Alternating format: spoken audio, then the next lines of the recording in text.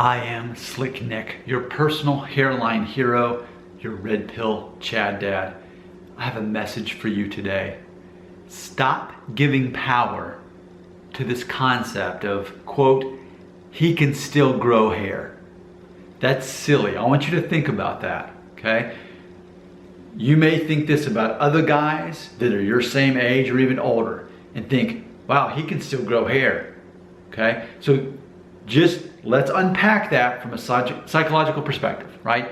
I'm Red Pill, and that's what this channel is all about. You focus on what you can control, not on what you can't. You choose to see yourself as victorious instead of allowing the default of seeing yourself as the victim.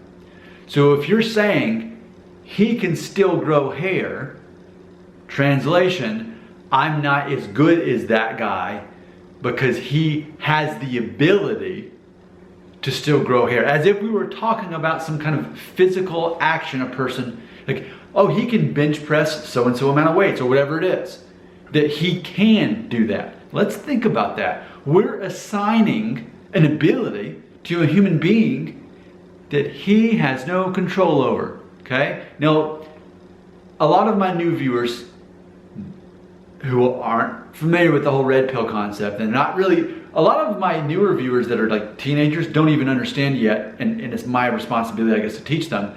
You can't cause hair loss. You can't prevent hair loss. Now granted, blue pill people, they'll tell you all about, you can get a hair transplant, you can take these pills, you can do, okay, if you want to go try to chase happiness, my blessings upon you.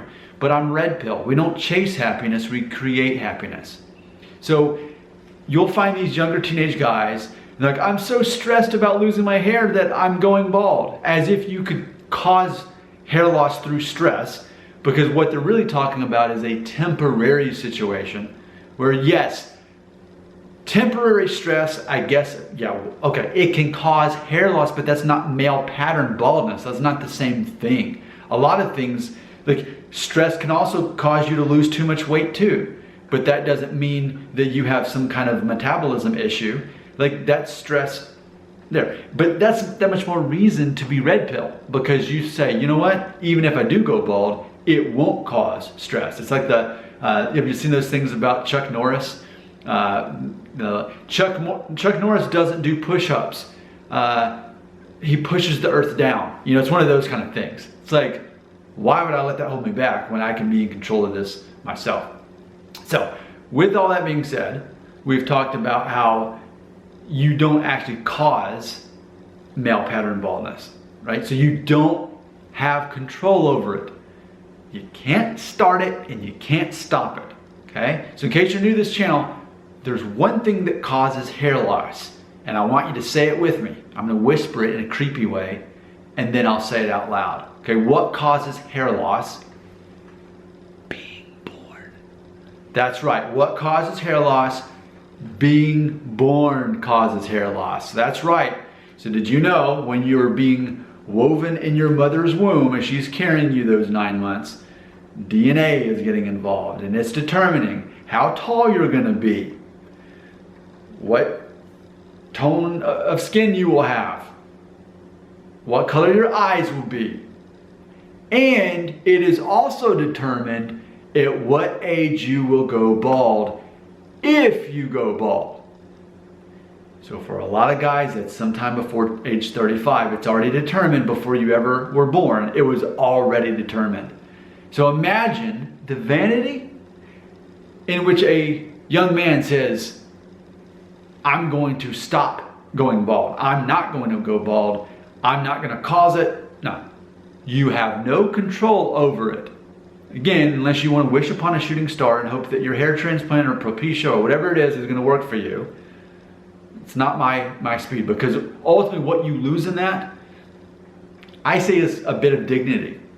You're losing potential to create confidence out of something by having less. The whole less is more situation there. So there you go. That is my response to that concept of he can still grow hair. So what? He can still grow hair and he's 6 foot tall. Good for him. That's his DNA. I'm not worried about that. Closing statement, one of my favorite shows Louis, like Louis C.K., there's an episode where he's talking to his two daughters and he's like making them dinner. And the older daughter looks at the younger daughter's bowl and says something, she's got more than me. To which he cleverly says, never look at your neighbor's bowl of food and be worried about it unless you're worried that they don't have enough. Because again, that's victim mentality to say that person has more than I have. What they have is better than what I have. I deserve more. If they get it, then I should have it. When in reality, what if God actually said, you know what? In certain regards, certain people may have it easier in certain levels, certain ways. And then for other people, I need to let them work through a challenge to get to where they need to be. Because there is no victory without the struggle. So, and just because that other guy is 6 feet tall and will never go bald, who cares? What else? What else? What else about that guy? You don't know. He may still be suffering from depression and low self-esteem despite being 6 foot tall and a full head of hair. You have no idea what's going on in that guy's life. So to assume that hair is going to make you happy, I think is the fundamental first step in this whole thing about he can still grow hair.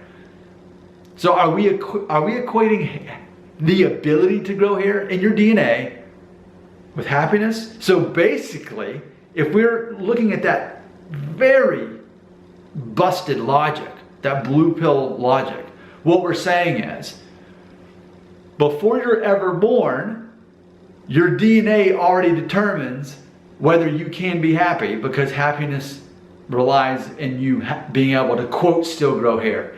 Think of how messed up that is. Do you think that mentality has anything to do with me and how I live my life? And if you would allow yourself to think like a victim in that way, think of how you could use that for anything, like that you're too short, or that your face isn't symmetric enough, or that your ears pop out, or that your nose is crooked, or whatever it is. You can always find a reason for that. Now, what you're hearing is the logic of a red pill 40-year-old man, which I invite you to be like me.